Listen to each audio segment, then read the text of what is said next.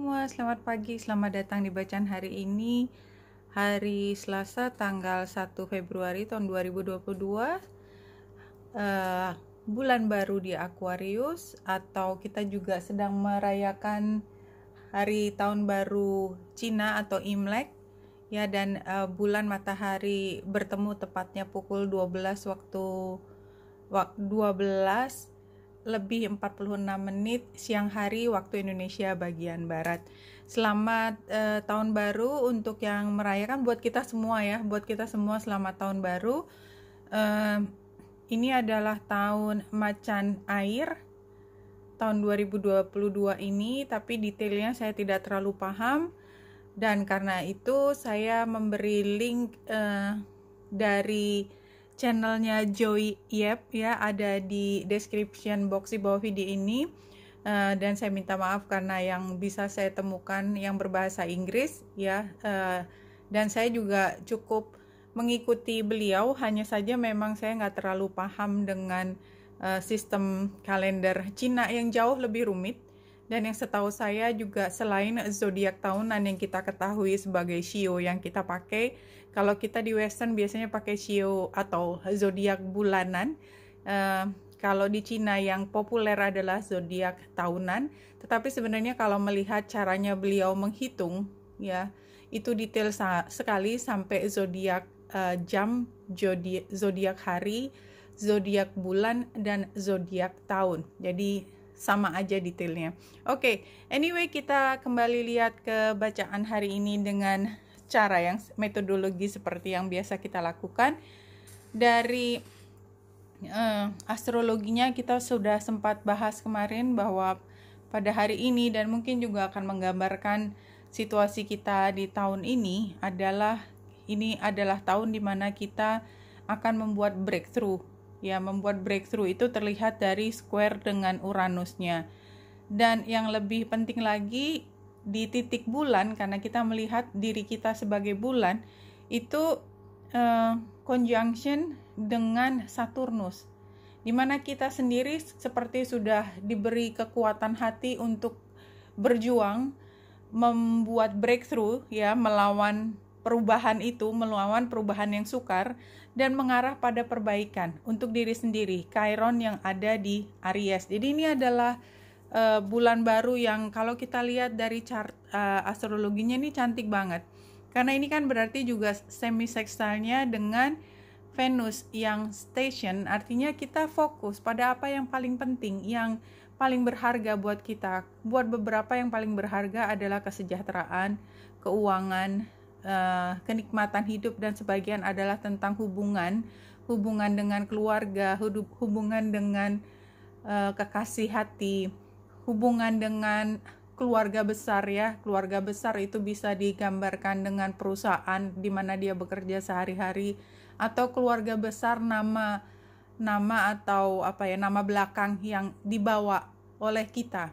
Apapun itu adalah semua yang menjadi alasan kita berbuat sebaik mungkin untuk ke depan. Oke, kita langsung masuk ke Lenormand-nya, 3 kartu. Ini 3 kartu memang kayaknya ngumpul banget gitu ya, semua yang tricky. Sebelah kiri tuh ular, dan setiap kali walaupun kartunya namanya ular, tapi saya tidak pernah melihat ular sendiri. Ular itu selalu bersama apel. Jadi somehow kita mengerti hal yang bisa membuat kita harus berhati-hati, tapi kita tahu hadiah di balik itu yang kita bisa ambil. Apapun itu, kita paham bahwa untuk mendapatkan hal yang terbaik itu selalu dengan perjuangan, karena hanya dengan demikian kita bisa menghargai dia sebagai hal terbaik. Bayangkan kalau kita sebagai seseorang yang paling gampang aja kita punya semua yang indah di diri kita, kemudian kita kalau dapat pasangan hidup itu mudah sekali, siapa yang kita inginkan bisa datang gitu ya, bisa kita peroleh. Tapi kemudian kita selalu punya kesukaran untuk membuatnya sebagai berharga, karena dia mudah easy come easy go gitulah. Nah, ini nggak easy come sehingga juga tidak easy go gitu ya. Anyway, di antara apapun ini, kita sepanjang jalan itu kita tetap perlu untuk sangat berhati-hati. Ini seperti bacaan kemarin ya, di mana penggambarannya ada yang mata melihat dengan tajam. Itu kita perlu melihat mana yang toksik, mana yang tidak toksik. Kita udah sampai titik ini, halo gitu ya, kita udah belajar rasanya makan hubungan toksik itu bagaimana. Jangan sampai kita tertipu di depan mata, tergiur oleh keindahan duniawinya, dan kita terperosok ke situasi di mana kita merasa kehilangan pada akhirnya. Nah, kalau bulan baru di Aquarius itu sendiri yang standar ya, bulan matahari bertemu di zodiak Aquarius itu adalah bring love into the situation. Aquarius is all about progress and modernity ya. Uranus yang mengatur itu memang membawa energi Aquarius itu selalu lihat ke depan ya. HP, semua teknologi itu Uranus yang mengatur. So this is the time to move forward ya. Ini waktunya untuk jalan ke depan. Bulan baru di Aquarius artinya kita nggak melihat kembali ke belakang, no looking back. Perubahan itu termasuk dari apa yang kita harus jalani. Whether you get the change you want depends both on whether you believe you can have it, on how much you're relying on others to bring it to you. Jadi selalu dua Aquarius itu. Lihat ke depan artinya kita perlu strategi. Yang kedua, selalu dengan siapa kita mampu mencapai itu. Itu selalu temanya Aquarius itu selalu dua. Ke depan dan tim yang mana. Jadi kita juga nggak pernah sendiri. This card comes with the suggestion that you may need to do things independently on your own. Tapi lucunya di situ. Jadi Aquarius itu memang tricky ya. Jadi kalau kita juga kenal teman-teman Aquarius ya, tricky itu in a positive way ya. Selalu butuh teman, tetapi pada akhirnya semua dimengerti bahwa ini kuncinya tidak di tim aja, tetapi di masing-masing anggotanya, seberapa besar kualitas personalnya tersebut. But be loving, not too pragmatic. Time may be of the essence. When this card comes out, Aquarius energy has the electric feel to it. Certainly there is a sense that you need to let go of past and move towards your future as soon as possible. Jadi dengan perkataan lain, di setiap langkah kita selalu butuh tim. Tetapi begitu tujuannya tercapai, kita akan membutuhkan tim yang berbeda untuk tujuan yang berikut. It is what it is ya. Maksudnya apapun yang kita sebut dengan pertemanan dan lain sebagainya, buat kita yang fokus pada misi, itu bukan sesuatu yang harusnya mengganggu kita. Justru kita menghargai semua hubungan ketika kita masih punya kesempatan untuk berinteraksi.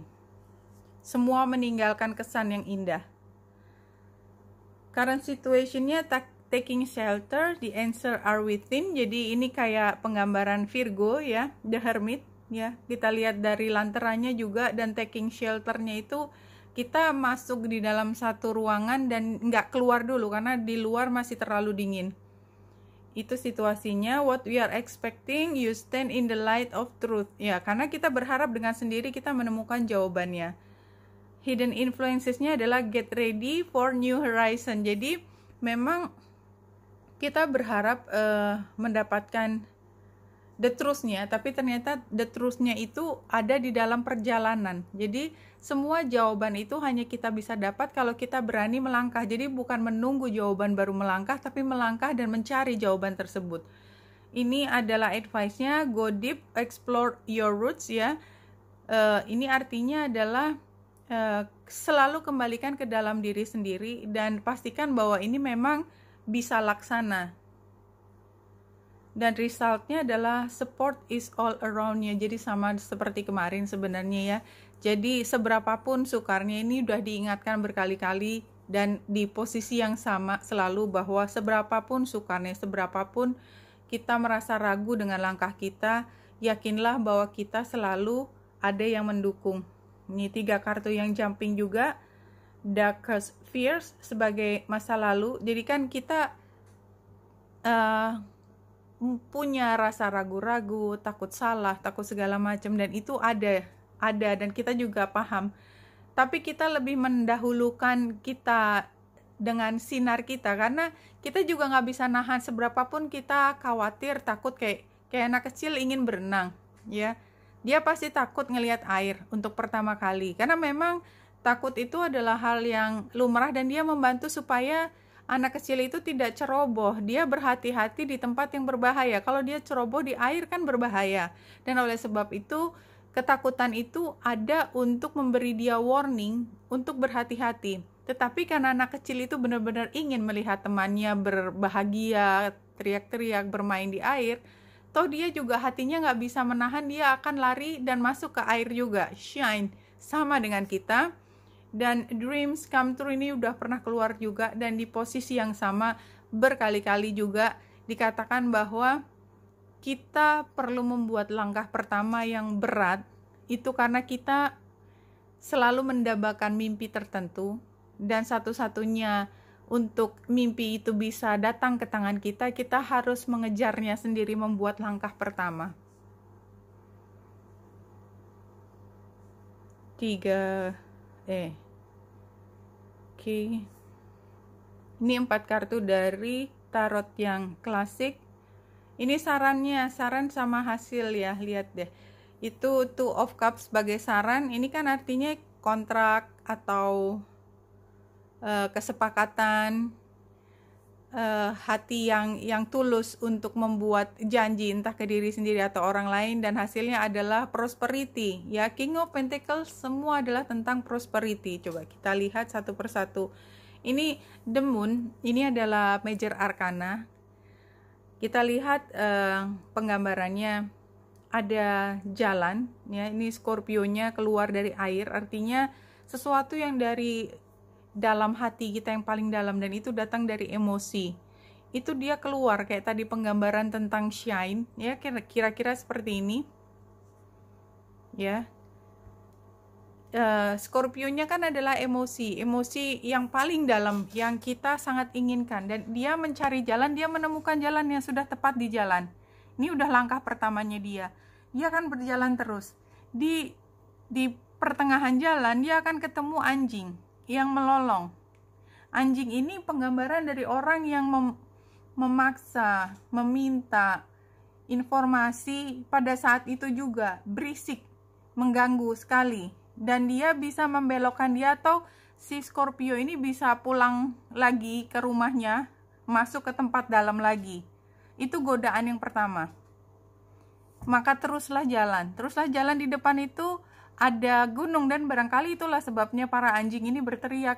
Kenapa susah banget? Kenapa kita dikasih tugas yang begitu sukar? Kan dia teriak. Tapi teruslah berjalan, apapun kata orang, apapun negativitas yang disampaikan kepada kita, kalau hati kita bersinar dan ingin melakukan seperti yang anak kecil ingin terjun ke air walaupun takut, teruslah berjalan. Sampai pada satu titik, di sini ada dua gerbang ya. Ketika kita sudah bisa lewat semua ya, semua negativitas itu udah ditinggal di belakang. Sampai di situ tinggal fokus pada bagaimana kita mendaki gunungnya. Dan di antara perjalanan itu kita lihat bulannya, ini bulannya itu seperti memancarkan kelopak bunga. Kelopak bunga itu adalah kebijaksanaan. Sepanjang jalan kita akan menemukan jawaban-jawaban tersebut. Dan jawabannya tidak hanya satu, sepanjang jalan kita lihat kelopak bunganya banyak ya. Ini penggambarannya. Jadi ini dalam posisi tantangan. Artinya semua di sini akan kita lihat sebagai tantangan, dan bisa kembali ke dalam titik awal ketika si Scorpio kembali masuk ke dalam, dan kita tidak mengenali lagi bahwa ada keinginan kita, karena kita tidak pernah memberi kesempatan pada si Scorpio ini untuk menjalani dan menjadi bentuk yang lebih jelas nanti. Kalau bentuknya belum jelas ya, gambarnya seperti udang.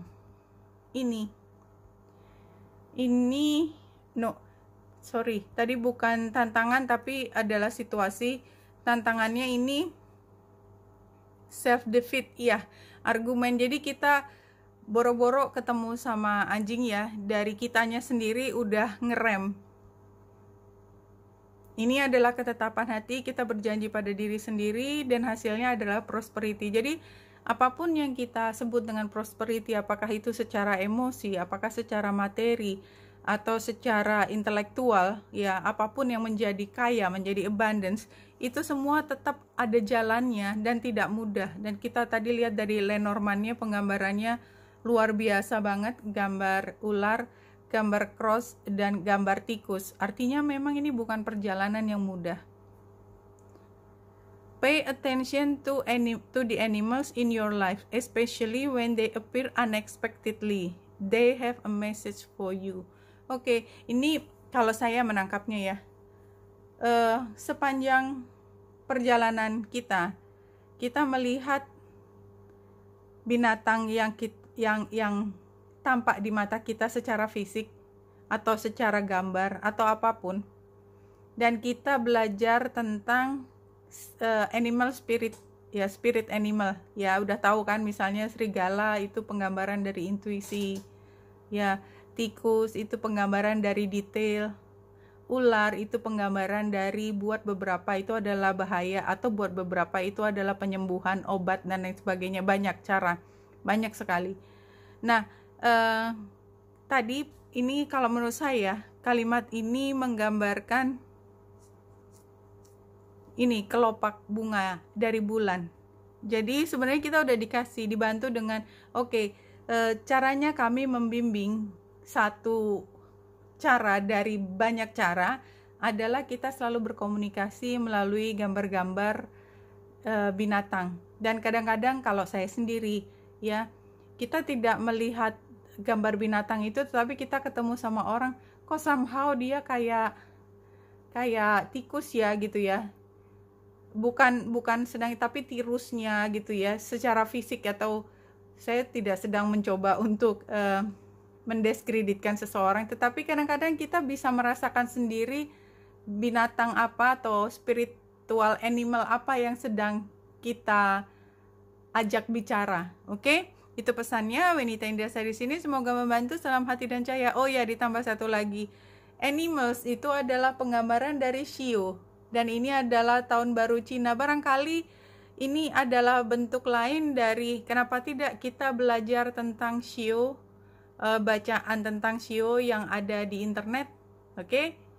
Kembali lagi Wenita Indrasari di sini, semoga membantu. Salam hati dan cahaya.